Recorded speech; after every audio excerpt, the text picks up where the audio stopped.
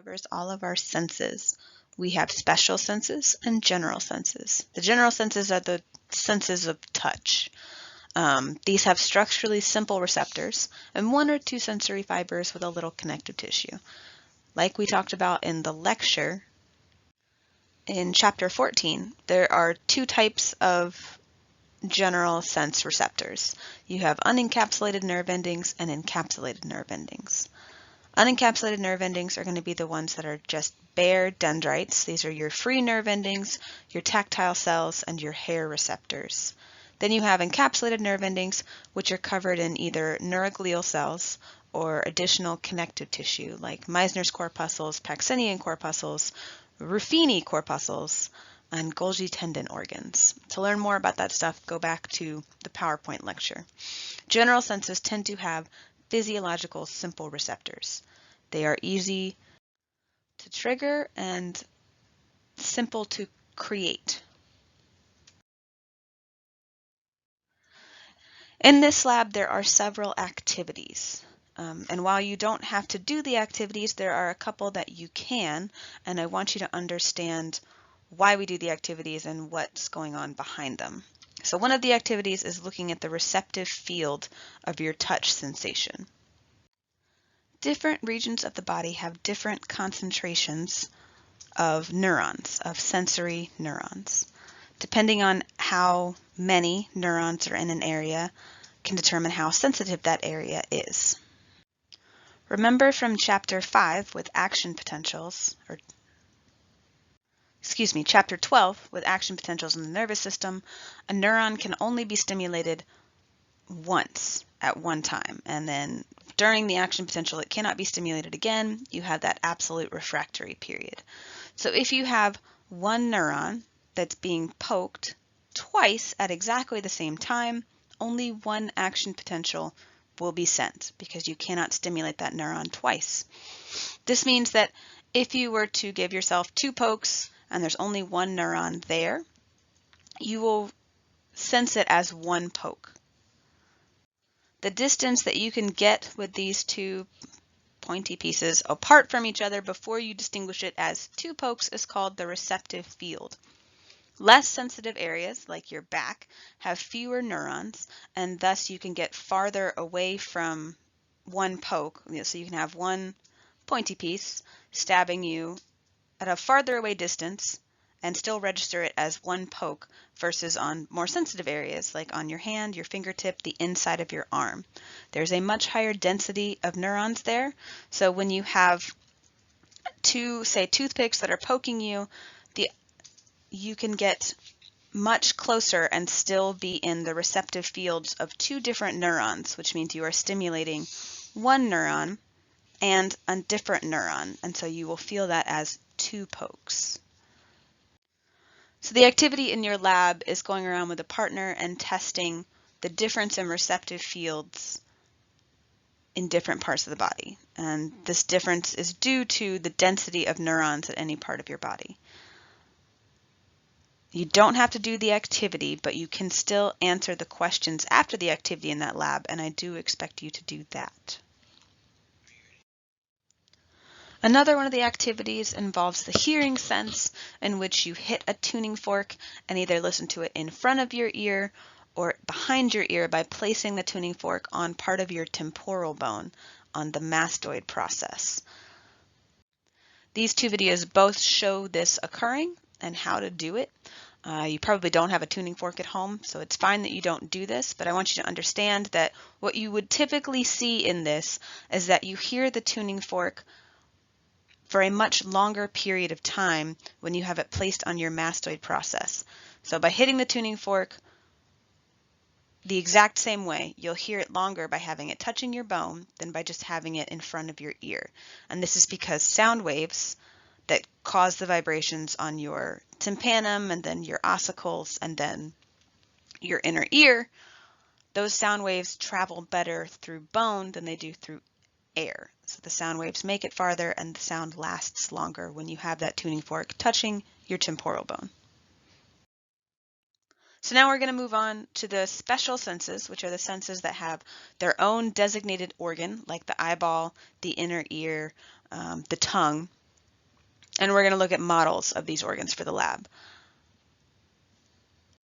Keep in mind, a lot of the background information and some of the information that you might need to answer questions on your lab can be found in the lecture PowerPoint of this chapter 14. So starting with the eyeball and vision and light, remember that vision is the perception of objects in the environment by looking at the light that they either emit or that they reflect. Human vision is limited to wavelengths of light from 400 and 750 nanometers. Anything shorter than that is going to be ultraviolet radiation. Anything longer than that is going to be infrared. But we can see between the ultraviolet and the infrared lights. Looking at the external anatomy of the eye, I'm pretty sure everybody knows the pupil, but know that the pupil is actually a hole. It is not a structure. If you didn't have a cornea covering the front part of your eye and you stuck something right there, it would go into the iris. It is a hole, not a structure. The pupil is surrounded by the iris, the colored part of the eye. The white of the eye is called the sclera. You have two eyelids, a lower eyelid and an upper eyelid, which are both called palpebrae, plural. You have eyelashes and an eyebrow. Where the eye comes together in the corners are called a commissure. You have a medial commissure next to your nose and a lateral commissure on the lateral side of your face. The tarsal plate is the inside wet lining of your lower eyelid. And that is it. Eyebrows, although you will not have to identify them on the model because we don't have a model with eyebrows, I'm pretty sure everybody could identify it anyway. These provide facial expression, protect the eyes from glare and perspiration, so they keep sweat from running into your eyes. Then you have eyelids, which also help block foreign objects from falling into them, and they help with sleep and they keep your eyes moist as well. Involved with the eyelids, you have tarsal glands. So on that tarsal plate on your lower eyelid, you have tarsal glands that secrete an oil that reduce tear evaporation. And the eyelashes are found on the eyelids that help keep debris from getting into your eyes until they betray you and fall into your eyes themselves. Again, looking at the outside, sort of the outside of the eyeball, the conjunctiva is a transparent mucous membrane that lines the insides of the eyelids and covers the anterior part of the eyeball, except for the cornea. So it covers some of the sclera around the outside of the iris and goes all the way up into the inside of your eyelids.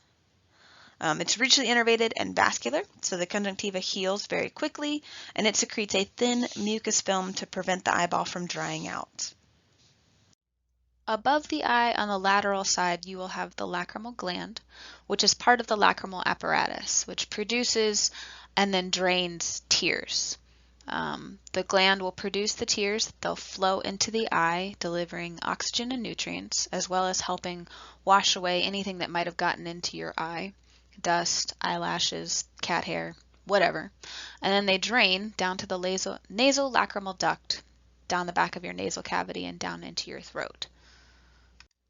So on the medial side of your upper and your lower eyelids, you'll have two lacrimal puncta, which are openings that are where the tears drain. You can actually see these if you go into the mirror and like flip your lower lid out and look at that medial side. You'll see a little tiny dark dot, and so that's where your tears drain into.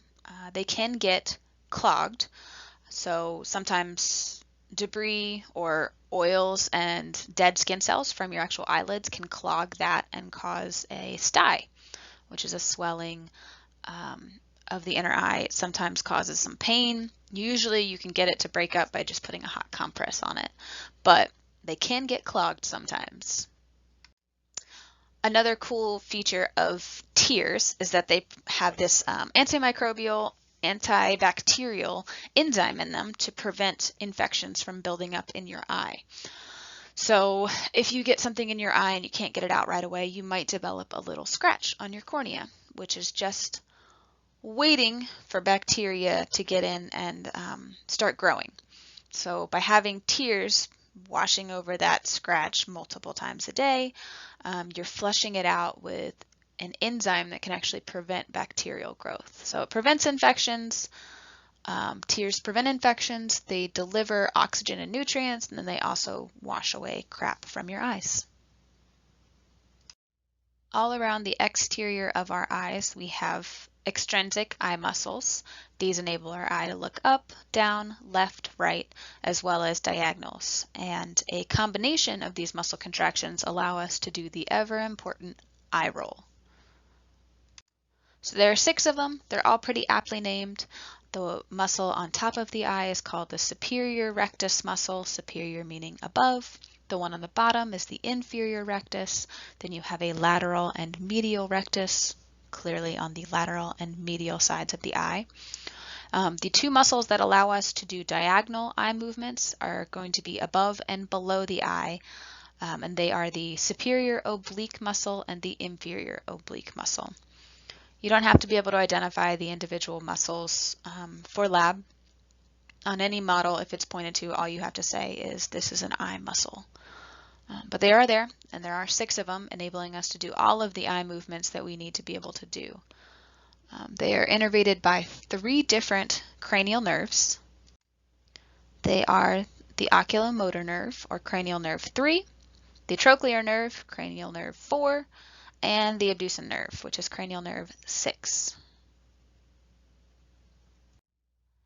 So here is one of our eye models. We're going to focus on the exterior parts for this one. Above and on the lateral side of the eye, you have that lacrimal gland. You have the white of the eye, which is called the sclera. You can see most, if not all, of the 6 eye muscles, the superior, the medial, the lateral, and then you can actually see the inferior oblique, which is this one here, and you can see part of the back of the superior oblique back here. But again, all of these are just eye muscles for this class. What else can you see? You can see the iris, which is the color portion of our eye, the pupil, which remember is just a hole allowing light to get through to the back of our eye. Covering both of those, it's hard to see in a 2-dimensional picture, but sitting in front of the iris and the pupil and is part of the sclera is going to be our cornea. And that's about it for this model. You can also see the bones around the eye, which is pretty cool. We'll talk about bones in the next lab, but there are multiple bones that make up the orbital cavity where your eye sits, and so you can actually see the sutures of all the different bones in this model, which is pretty nifty, but we'll talk about that next lab. All right, a side view of the same model, so similar stuff you can see. Lacrimal gland. You've got the lateral eye muscle, superior eye muscle, inferior eye muscle, sclera. Here you can kind of see the cornea a little bit better poking out, but you can also still see the iris and the pupil, which again, hole that allows light to go through. Students really have a hard time capturing or understanding that it is physically just a hole. It's a tunnel that's protected by the cornea, but it's a tunnel for light to go through and transmit to the back of your eyeball.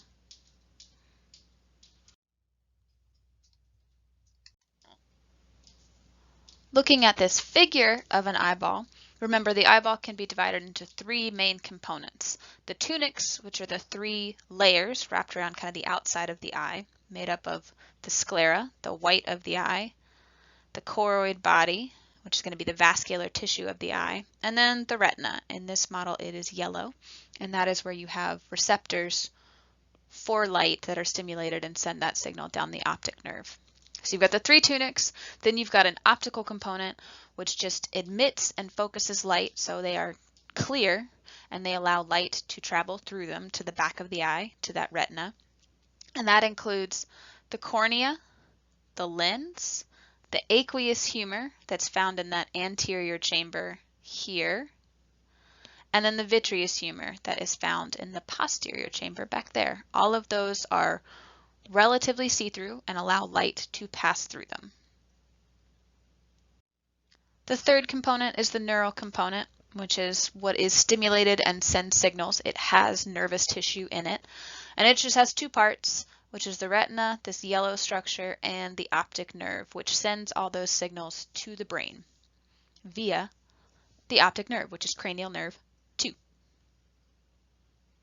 Again, the optical components are the transparent elements that emit light rays, refract, and then focus images on the retina.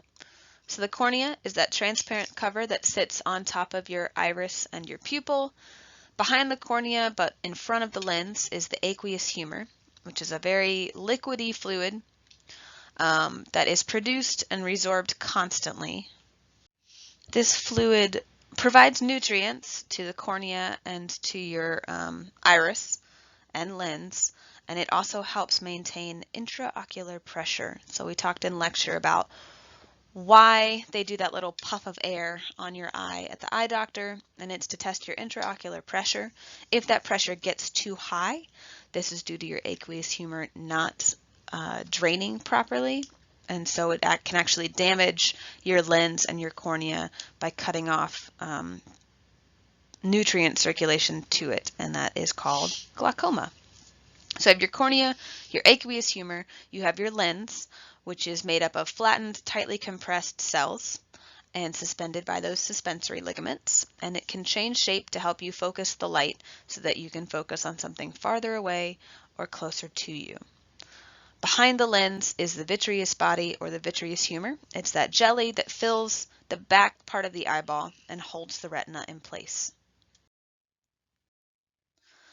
Looking at the anterior chamber of the eye, you have the cornea sitting over your iris and pupil. You have the sclera, the white of the eyes. You have your iris and the pupil. The pupil lets light back to your lens, which is made up of all those flattened, transparent cells. The lens is held up by the suspensory ligaments to the ciliary bodies. And notice that the aqueous humor is produced by the ciliary bodies and then cycles through the front part of the eye and is resorbed into this canal of Schlemm, a structure you don't have to know. You just know that it's being produced, cycling around, providing nutrients to both the lens, the iris, and the cornea, and is then being resorbed in the front of the eye. So looking at this bird's eye view of the eyeball, you can see several structures. You can see the sclera, the white of the eye. You can see the cornea, which is sitting in front of the iris and the pupil. You can see the lens, this thicker, clear disc here. Surrounding the lens is going to be your ciliary bodies. These little, they almost look like tiny grapes, these little circles here. That's your ciliary body. You cannot see suspensory ligaments in this model. We don't have them. This bubble back here is supposed to represent the vitreous humor, and it is holding the orange layer, that tunic. It's holding the retina, the orange retina, in place. And then in between the orange retina and the white sclera, you can see the red choroid. Back here, you have the ocular nerve, which means where it attaches to the retina is the optic disc. And you can see some ocular muscles here and here. The last part of the eyeball, the neural components, are going to be the retina and the optic nerve. The retina, as I've mentioned, is attached to the rest of the eye only at the optic disc. It's pressed against the back of the eyeball by the vitreous humor, and a detached retina can happen, and it will cause blurry areas in the field of vision where it is detached. This can lead to blindness. You examine the retina with an ophthalmoscope. In the retinal examination, you can see the macula lutea, which is a patch of cells where light typically is focused to on the retina. And in the middle of that macula lutea is the fovea centralis, where you have the highest concentration of rods and cones. With the retinal examination, you can also look at the blood vessels of the retina. So here is another cross-section of the eye. You can clearly see the blood vessels in the orange retina. Behind the retina is the red choroid, and then the white sclera, and then this red over here is an eye muscle. You've got the optic nerve with the optic disc. You can see 8 and 9 sort of over here. Those are going to be the macula lutea and the fovea centralis. That's what those numbers are showing us. You can see the brown iris and the ciliary body. And that is about it. The lens would fit here, and the pupil would be the hole that's going through the iris if we had a full eye here. Again, looking at the eyeball, you've got an eyelid and an eyelid. This eyeball is almost closed. You have a cornea, and you have the region where the aqueous humor would be found.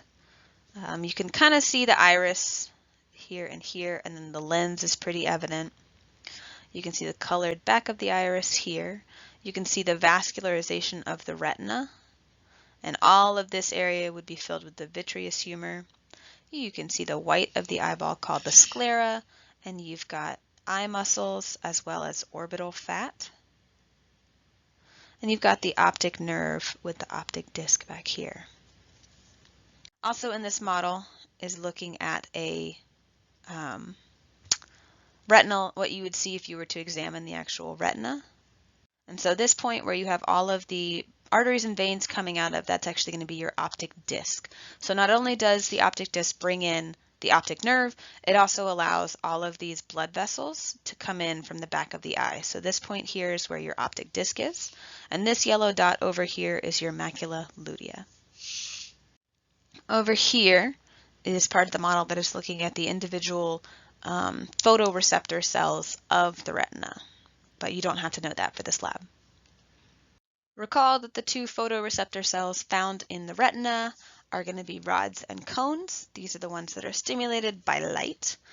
And the rods are what do night vision. They do black and white, whereas the cone cells, cone starts with C, cone cells do color. They are called rods and cones because of the shape of their outer segments. Rods have rods, cones have cones. Bing, bang, boom. Moving on to our sense of smell. The fancy term for sense of smell is olfaction. In your sense of smell, you have an olfactory mucosa here, which contains 10 to 20 million olfactory cells, which are the neurons that are chemoreceptors, meaning they are stimulated by chemicals that we breathe in. You also find epithelial supporting cells and basal stem cells in this olfactory mucosa. Remember, the basal stem cells are the ones that replace the olfactory cells every 60 days or so. On average, humans can distinguish between 2,000 and 4,000 different odors. The nose and olfaction model is pretty straightforward. In case you can't orient yourself, this is the nasal cavity. You can see the nostril here, the tip of the nose would go over here. And what you can see here is the olfactory bulb at the top. This is part of the olfactory epithelia and the olfactory mucosa. And those are the two structures that you need to be able to identify. We're going to do Lab 7 on bones next, so I do want to point out some of the bones that are in this model as well. You have the maxilla bone, which forms part of your hard palate in your mouth and the top half of your jaw. You have the palatine bone, which also forms part of your palate. You have the ethmoid bone, which we will talk about in your skull and how the olfactory bulb sits on part of your ethmoid bone. And then you've got part of the frontal bone, which makes up your forehead, and your nasal bone, which makes up the bridge of your nose here as well. Moving on to the next sense, which involves hearing and equilibrium, or the two things that are sensed by our ears. Hearing is a response to sound waves or vibrating air molecules, while equilibrium is the sense of motion, body orientation, and balance. Both of these senses are found in the inner ear, which is a maze of fluid-filled passages, cavities, and special sensory cells. All of these cells, though, it is important to note, are mechanoreceptors, meaning they respond to a physical stimulation, a push, movement on the dendrite's cellular membrane. For all of these senses, for hearing and equilibrium, fluid is set in motion inside of the inner ear, and then how the sensory cells register and convert this motion is how we get hearing and equilibrium. Remember that sound is any audible vibration of molecules, and then that vibrating object pushes on air molecules, which push on air molecules in front of it, so forth and so on until you have a sound wave. The sound wave hits the eardrum, or the tympanum, and causes it to vibrate. So looking at the ear here, you have a sound wave pushing air molecules down the auditory canal to the tympanum. This tympanum then vibrates like the head of a drum, which is why it's called the eardrum. The eardrum then vibrates the first ear bone, the first ossicle, which is the malleus, which vibrates the incus, which vibrates the stapes.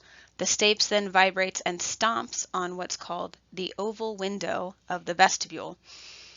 The vestibule, the cochlea, and the semicircular canals are all filled with fluid. So when the stapes stomps on it, it changes the pressure and the movement of that fluid within those organs. Looking at a closer up of the inner and middle ear, in the middle ear you have the three ossicles, which are the three smallest bones in the body. You've got the eardrum that vibrates against the malleus. The malleus vibrates against the incus, and the incus causes the stapes to vibrate. The stapes looks like a stirrup. The incus is Latin for anvil, and so it kind of looks like an anvil, and then the malleus is like a mallet or a hammer. Inside the inner ear, you have the physical organs for both hearing and equilibrium. This snail shell looking thing is called the cochlea. It is where sound waves are turned into action potentials that register as sound or hearing. So this is the organ of hearing. And then you have the semicircular canals. There are three of them that are attached to a vestibule. And these two together are the organ for equilibrium, movement, and balance. The ear has three sections, an outer, a middle, and an inner ear. The first two are what's concerned with transmitting the sound waves to the cochlea, the vestibule, and the semicircular canals. The inner ear, those three organs I just mentioned, are what take those vibrations and convert them to nerve signals. So starting with the outer ear, you have the penna and the auricle, which is your actual, what you think of as the ear. And it is like a cone that takes sound waves and transmits them down the auditory canal. This is where you find earwax and guard cells to prevent debris from getting farther down that canal.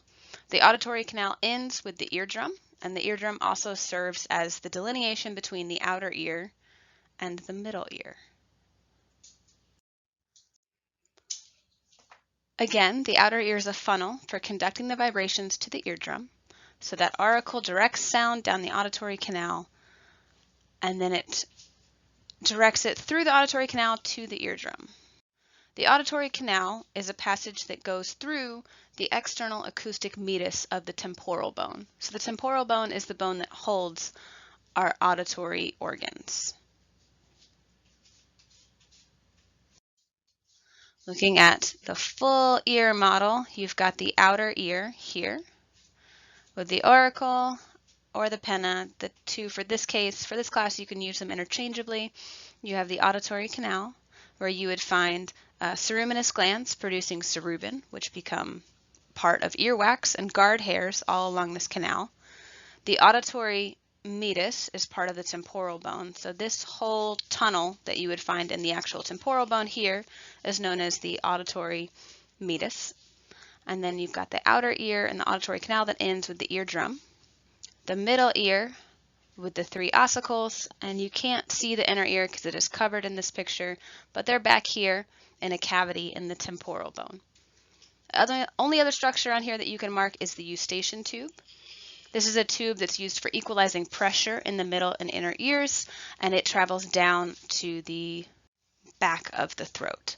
So when your ears pop or you are chewing gum to prevent your ears from popping, what you are doing is opening and closing, flattening and inflating sort of this eustachian tube to release pressure behind your inner and middle ear.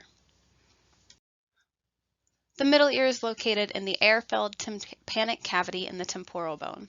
The tympanic membrane, or the eardrum, is what separates the outer ear from the middle ear, and it closes the inner end of the auditory canal. The eardrum vibrates freely in response to sound, and it is also highly sensitive to pain, which is why you don't go sticking Q-tips deep in your ear. Also in the middle ear is that eustachian tube, which I pointed out in the previous slide. It connects the middle ear to the back of our throat and helps equalize pressure on both sides of the tympanic membrane. Lastly, in the middle ear, you can find the 3 ear bones, or the 3 auditory ossicles. These are the malleus, the incus, and the stapes. The malleus is what articulates with the eardrum. The incus is in between the malleus and the stapes and helps transmit those airway vibrations to the inner ear. And lastly, the stapes, or the stirrup, is the foot plate that rests on the oval window and transmits sound to the inner ear. So focusing on just the middle ear in this slide, you have the eardrum, you have the eustachian tube, or the auditory tube, and you have the ossicles. We're looking at the back of the malleus here, and then you can see sort of the anvil part of the incus here.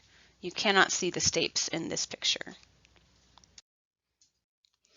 A closer look at the middle ear shows, again, the eustachian tube. You've got the eardrum that's closing off the auditory canal. And then you can clearly see the ossicles here. You've got the malleus, which is what attaches to the eardrum. You've got the incus over here, and the incus has this arm that attaches to the stapes. The stapes is this thing that looks like a stirrup, and it pounds on the oval window, which isn't visible in this model, but it pounds on the oval window on the vestibule of the inner ear. Also in this picture, you can see the cochlea, which is the organ of hearing. You can see the vestibulocochlear nerve coming out the back. You have the vestibule and the semicircular tubules, which make up the organ that senses equilibrium and balance. So looking at a figure of the inner ear, you've got the cochlea again, which is attached to the vestibulocochlear nerve, and you've got the labyrinth, which is made up of the vestibule and the 3 semicircular tubules. The labyrinth is what deals with equilibrium, balance, and body orientation, and the cochlea deals with hearing. Just showing the smaller parts of the ear one more time. The 3 ossicles, the ear bones that are found in the middle ear, are the malleus, the incus, and the stapes, and that is moving from lateral to medial. Looking in the inner ear, you have the snail shell cochlea, the vestibule, and the semicircular tubules, or the semicircular canals. They are interchangeable, and those 2 together make up the labyrinth. Those attach to the vestibulocochlear nerve that join together to go out of the inside of the temporal bone to the brain.